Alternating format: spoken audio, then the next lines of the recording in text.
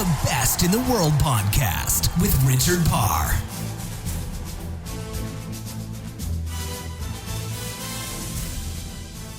Hello and welcome to The Best in the World with Richard Parr. This week's guest is Damien Rider. He broke 3 endurance world records when he paddleboarded from the Gold Coast to Bondi Beach in Sydney for 800 kilometres over 17 days. It's an incredible achievement, and it was all to raise awareness for child abuse. Part of his charity, Paddle Against Child Abuse. Damien Rider was a victim of child abuse himself, so has been raising awareness with this incredible feat. He was doing around 50 kilometres a day, and then he'd stop in each town and pass on more information and awareness about child abuse. Incredible story from him today.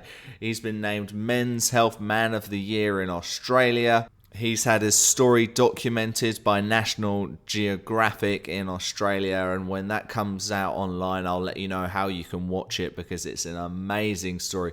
This is a fantastic chat with Damien Rider. Great to have him on this week's show. Talks a lot about mental toughness to get through real challenges. Really good chat with Damien. Now, I need to apologise because this show is a little bit late. I know this is supposed to be every Wednesday, but at least the shows are coming out every week. Okay, yes, I know that sounds like excuses, and I can probably list them of very busy, trying to get guests, it's only me, I'm doing this, that, the other.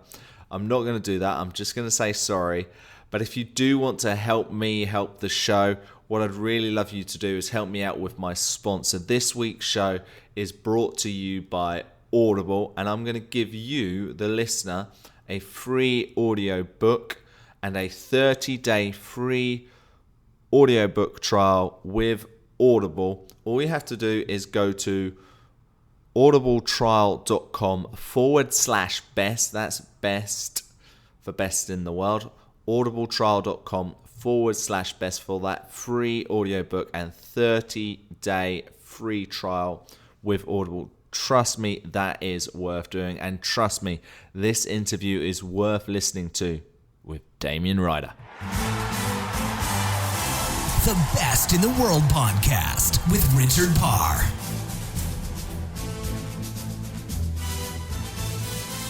Damien Rider, welcome to The Best in the World with Richard Parr. Really glad to have you on the show. So much to talk about. We're going to be talking about your paddleboarding and your world records and everything around that. But why don't you first tell us what your background was in sports and athletics before you took on that challenge? So for me, I've always turned to sports like from a young age. So I even started off playing soccer in school and baseball and all that sort of stuff. But I guess sort of the main sports for me that I focused on and was sort of more drawn to were the extreme sports back in the day. So skateboarding. So I started riding a skateboard from the age of about 7, I guess, and that sort of led into surfing for me, then snowboarding, and then continued with sort of board sports.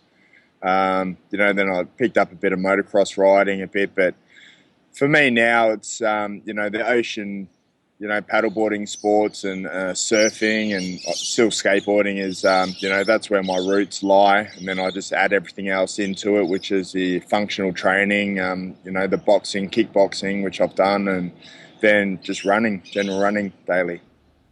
Wow. And obviously with the paddleboarding, you were doing 800 kilometres when you broke that world record. But when you were doing all of these previous sports, were you always doing them for long distances and endurance, or were you just doing them for shorter periods for the joys of the extreme sports, I guess?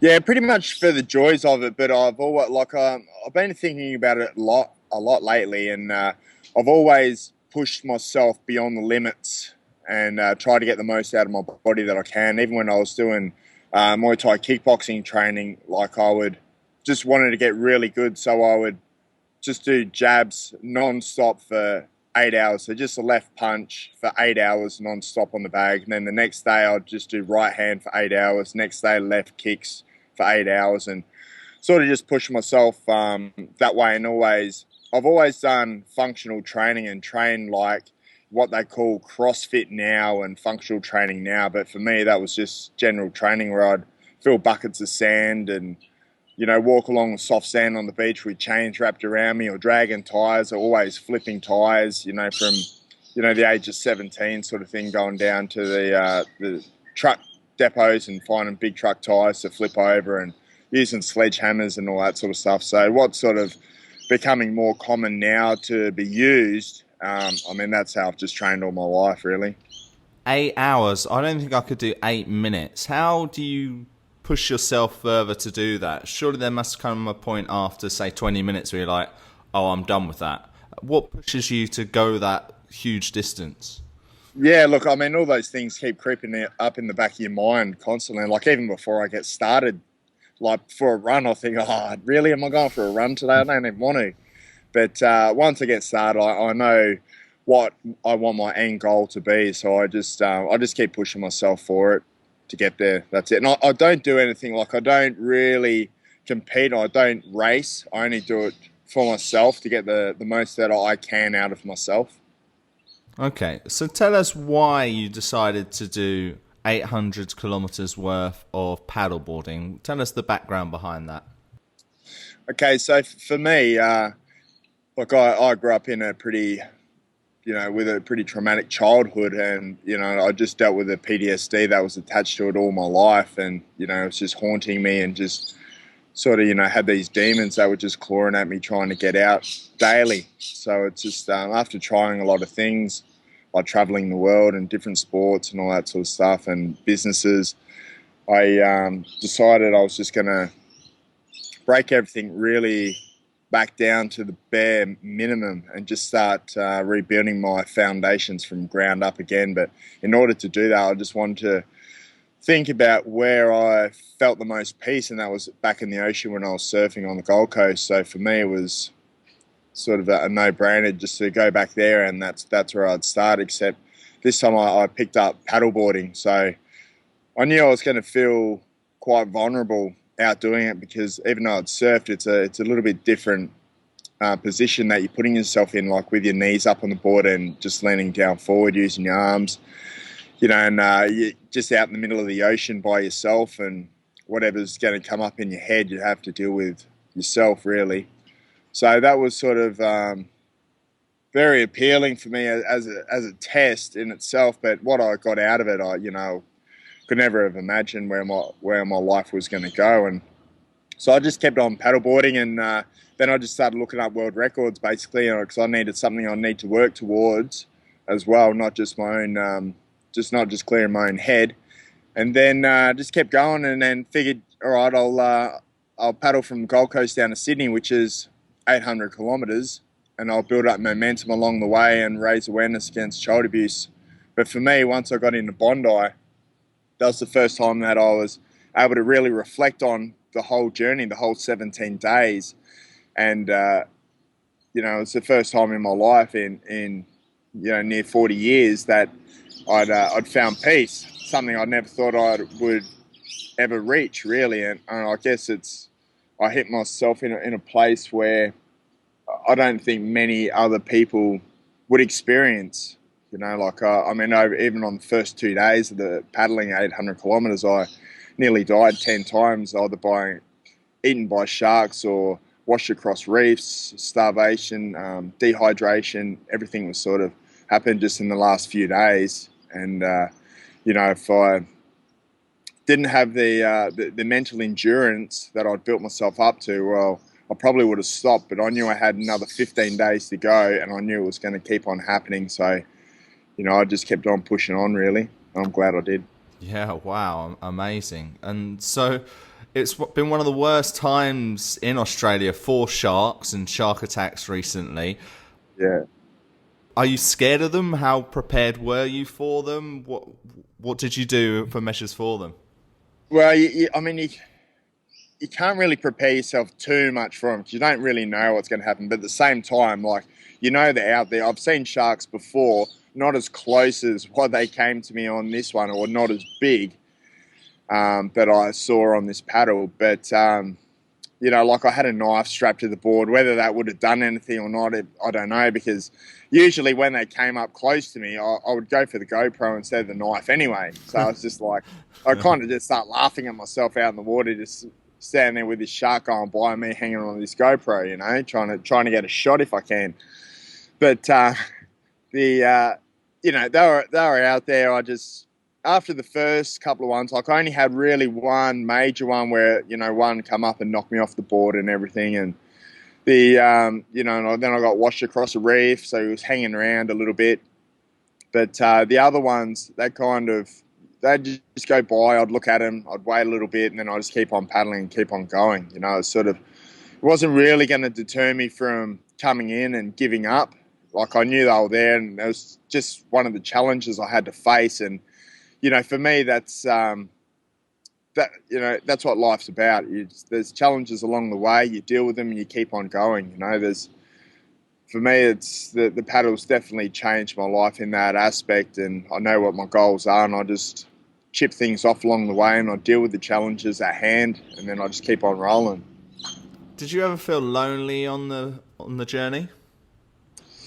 Sometimes, but you're quite occupied because, even though it's the same motion that you're doing the whole time, and it's quite a boring thing if you were to sort of think about it. You're just looking 2 meters ahead of your board. There's only ocean in front. Your arms, you're laying on a board, you're paddling, and that's it. For 8 to 13 hours a day for 17 days straight.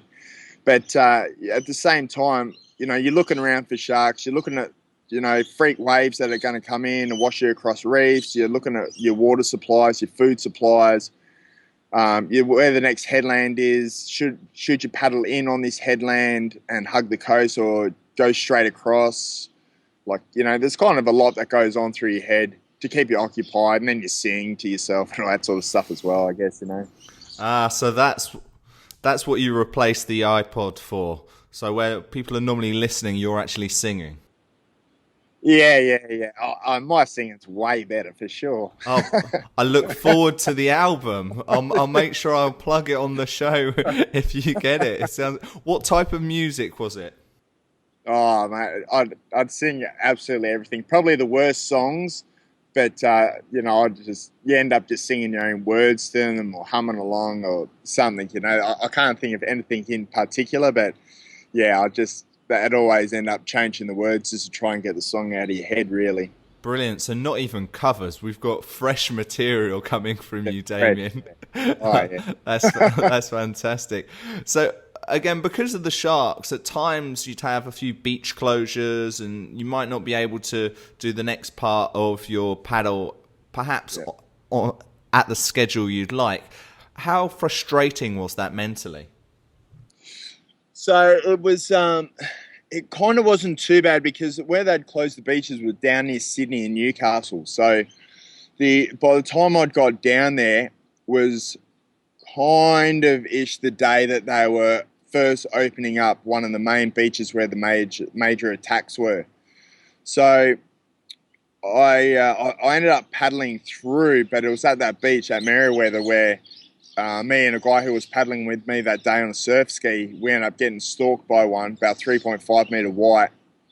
And we ended up coming in, they closed the beach again, I had to wait a bit, then continue my journey again.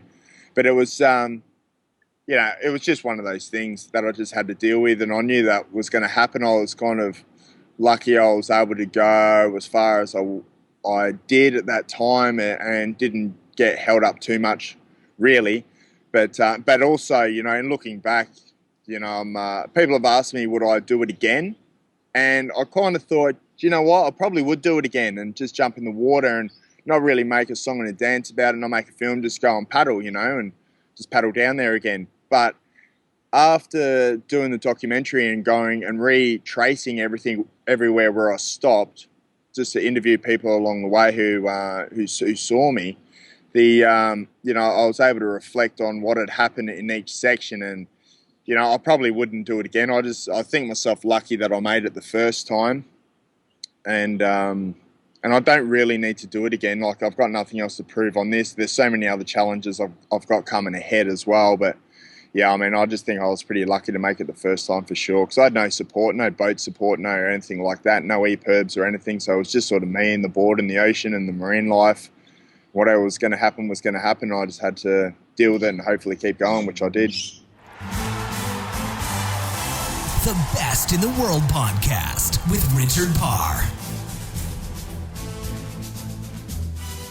More with Damien in just a moment, but I just wanted to remind you that today's podcast is brought to you by Audible.com. For you, the listeners of the Best in the World with Richard Parr podcast, Audible is offering a free audiobook download with a 30-day free trial to give you the opportunity to check out their service. They've got over 180,000 titles to choose from for your iPhone, Android, Kindle, or MP3 player. I can't rate it more highly myself. I use it. It's really good. Definitely use Audible. To download your free audiobook today, go to audibletrial.com/best. Again, that's audibletrial.com/best for your free audiobook. I'm sure Damien Rider would have enjoyed listening to an audiobook, but he couldn't because he was on a paddleboard. It would have got his iPhone, Android, Kindle, or MP3 player wet. Instead, he had to sing and talk to himself. So let's get back to Damien Rider. He is the best in the world. The Best in the World podcast with Richard Parr.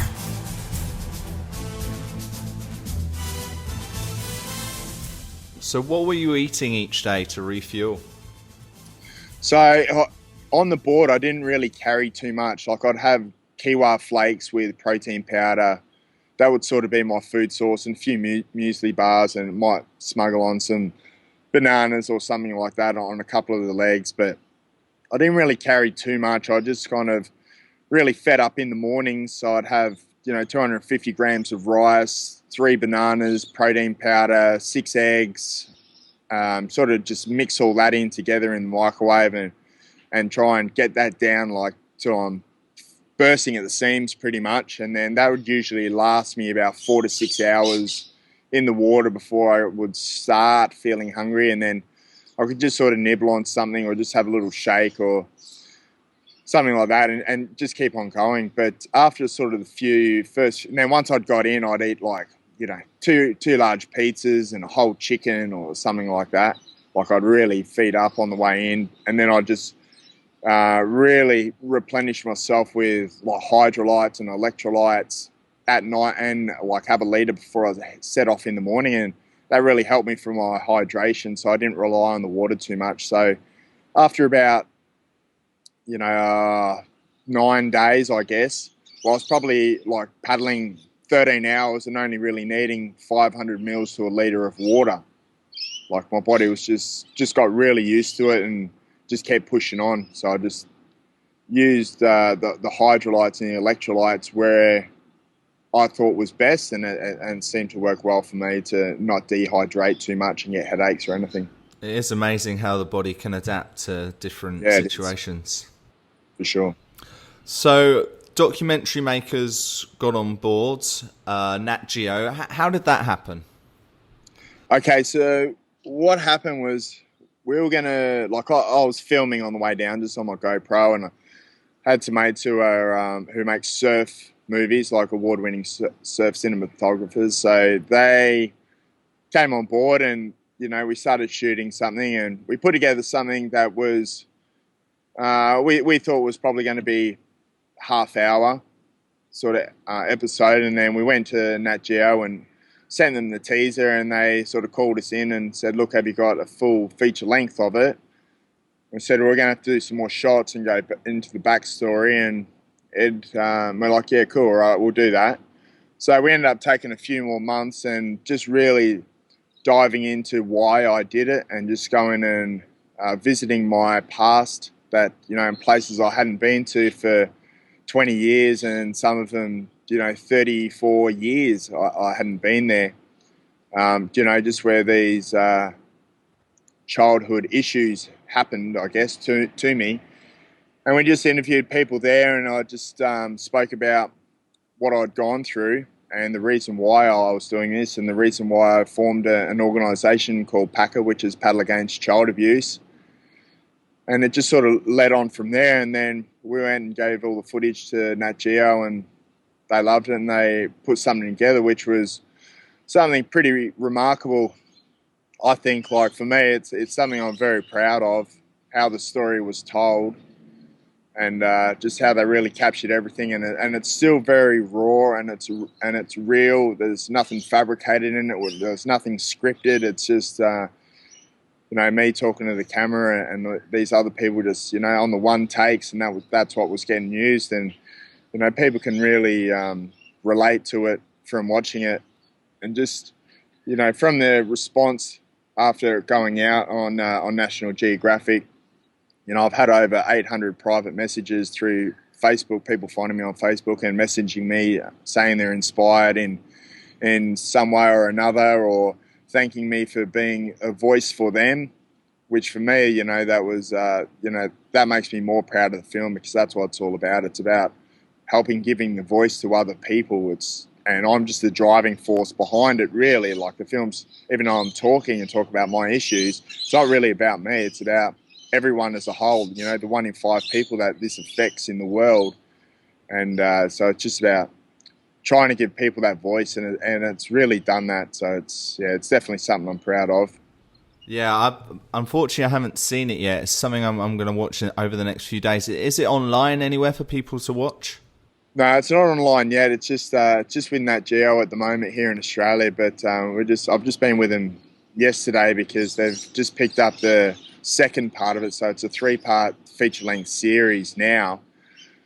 So the next one's with 5 other people speaking out and what's happened to me in the past year, after the paddle, and just really thinking about the change that's happened in my life since the paddle and the training for it, just so I can use those tools to help others. And that's what I've kind of been concentrating on in the last 3-4 months, I guess, just really working on helping other people with it, just with training techniques and breathing techniques, just to get them through whatever they're going through, and keep moving forward. But this, while I was down there, they mentioned that The Heart of the Sea, the first film's just rated in the top 20 documentaries in Australia at the moment. So, which is pretty good. It seems it's only played for a month so far. Wow, fantastic. So we're pretty happy about that. Yeah. No, that's really good. Tell us a bit more about PACA. What are the next goals for the charity? Is there anything you're going to do with it to raise more awareness? Yeah, definitely. Look, so PACA's not a charity at all. It's just like, I don't ask for money off anyone. I'm happy doing everything myself. Some corporate sponsors come on board with me and with the projects that I'm doing, and I'm all for that, because that helps them as well. That's marketing for them. But for me, I'm not in a rush to do what I need to do, but the end goal is to have beach houses all over the world where I can hands-on help these kids. But even just before that, like, I'm going to start setting up these training facilities, and the first one's going to be here on the Gold Coast. So I've got a meeting this weekend to sort out one here on the Gold Coast to start off with, and then the second one's in Santa Monica in the States. So these training facilities, they're not going to be like any commercial gym. It's going to have equipment in there that I use and I know that works, and certain training methods that I use that I know work for physical and mental aspect of it, I guess. And just try and help kids who don't have the opportunities that some of the others may, to get and reach their sporting potential.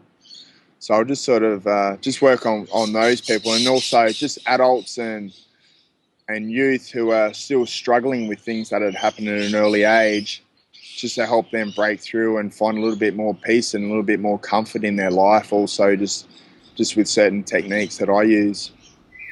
And last year you became the Men's Health Man of the Year. What does something like that feel like when you get given that crown?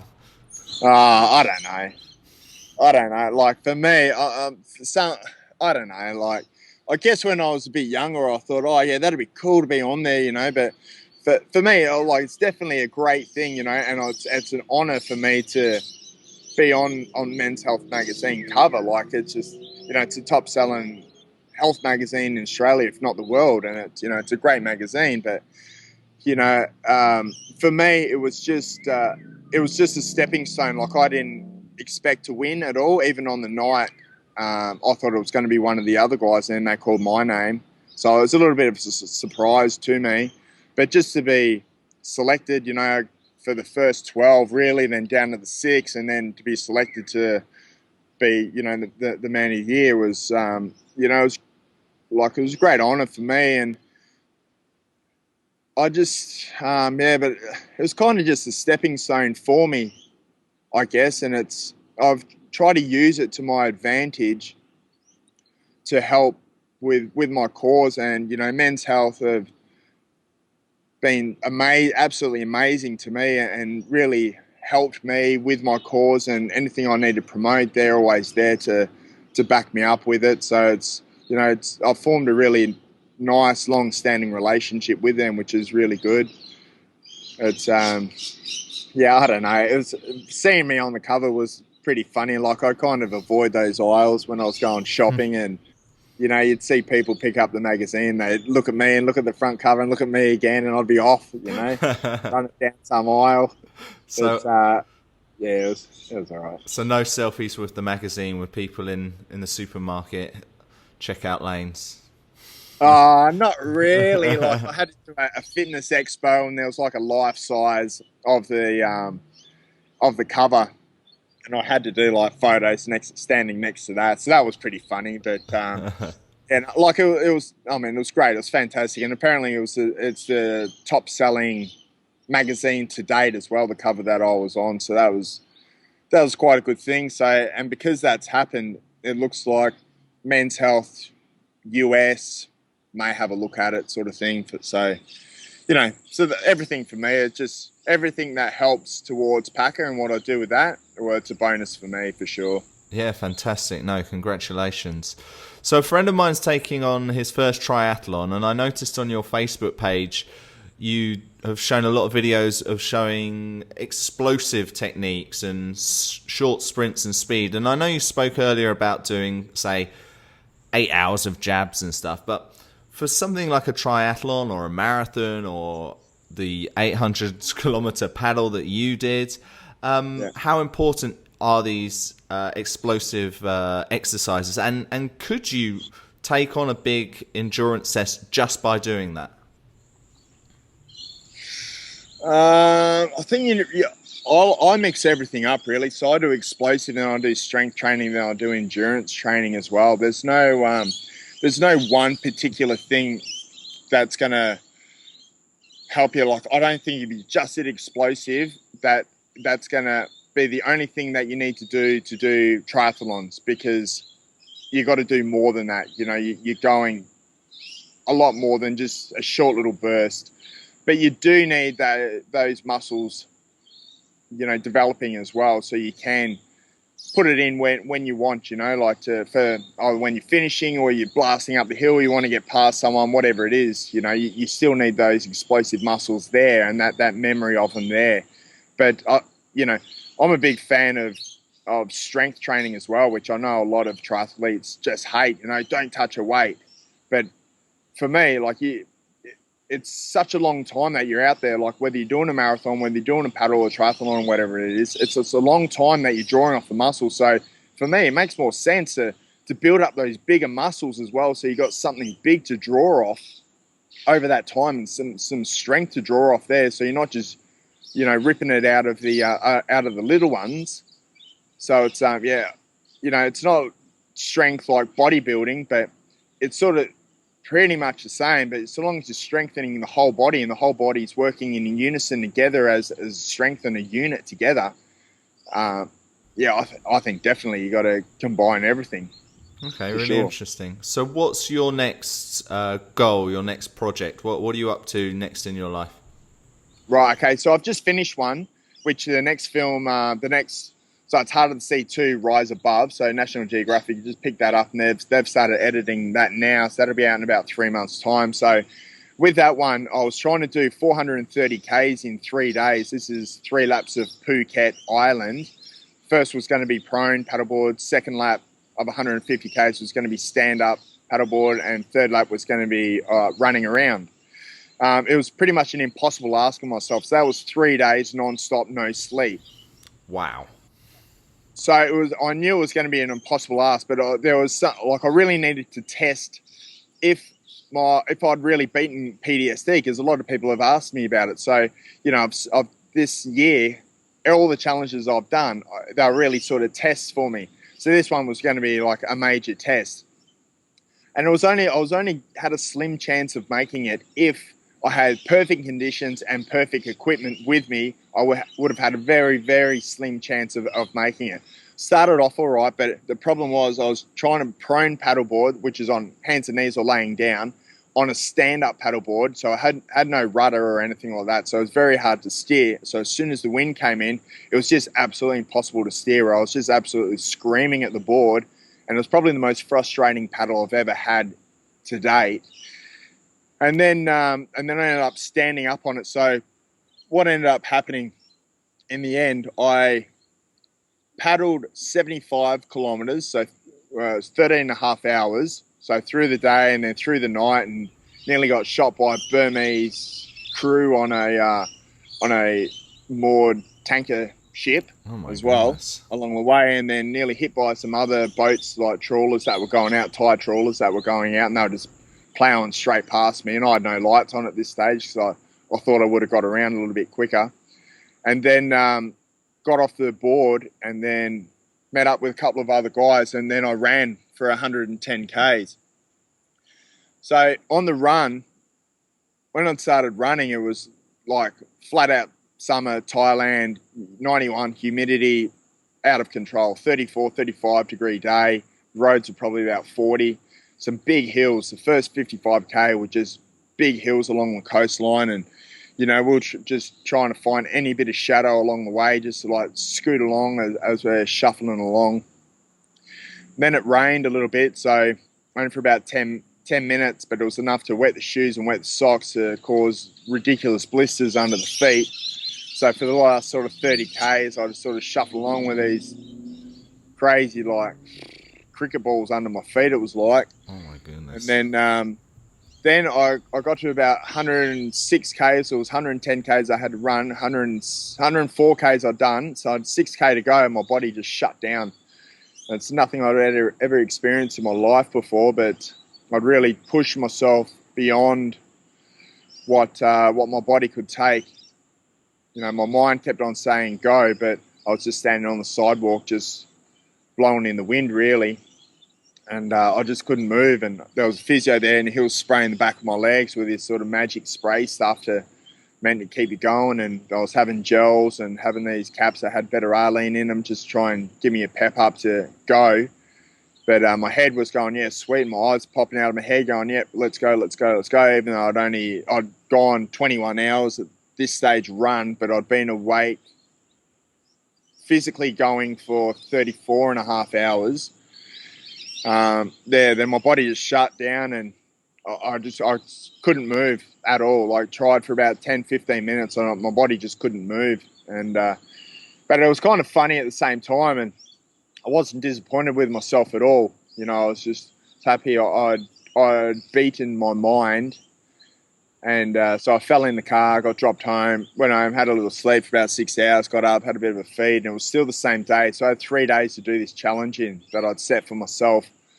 So I got my mate to drop me back out there, and I finished the 6K. So I had no time to really think about it. So I went back out in my thongs, my flip-flops, but because I had to pop the blisters underneath the feet so I could get moving, that means there was all ooze going on my thongs and rubbing on my feet. So I get blisters on the blisters and trying to shuffle along. And I was just, I was trying to walk like a wounded duck, really. Like, I wasn't even moving that fast. Probably half a K an hour was probably all I was doing.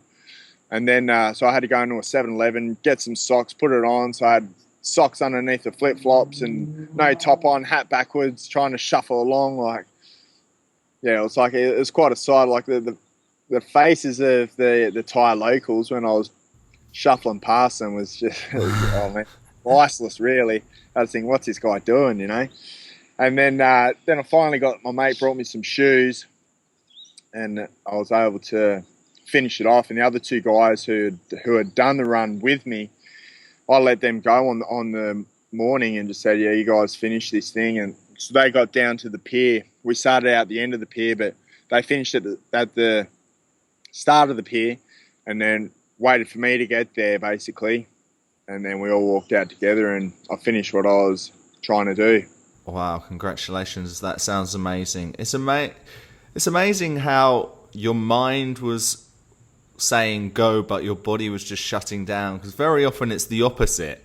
Like, your body can go, but your mind stops. Have you always had that mindset? No, I don't know. Like, I've always been able to go, but of course, you know, your mind plays tricks on you. Even if I'm going for a, 2-3K run, it'll go, I just walk. I just walk now. And sometimes I go, oh yeah, shit, I'll just walk.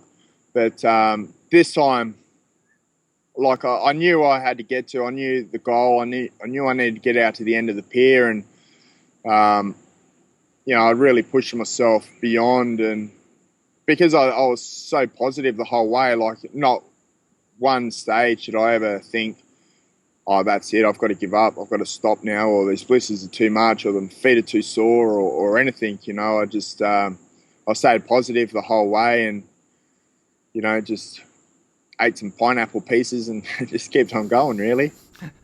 That's amazing. The pineapple pieces sound like they saved the day. Oh, yeah, definitely.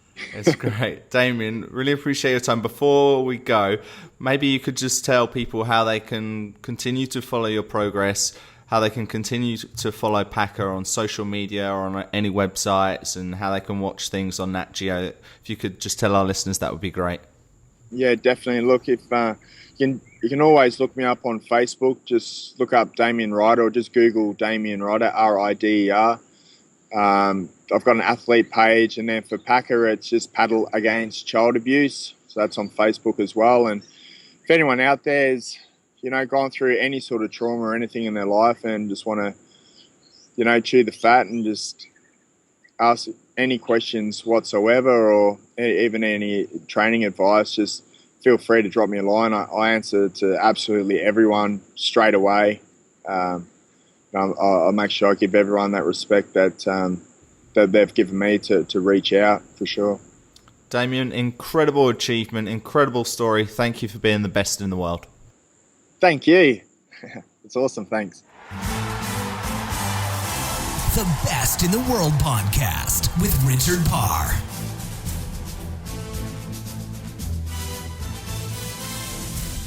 Really good to have Damien on the show. If you enjoyed this episode, please go back and maybe listen to some of the others we've had on The Best in the World. We've had rugby world champions, hockey Olympic gold medalists, kayak gold medalists.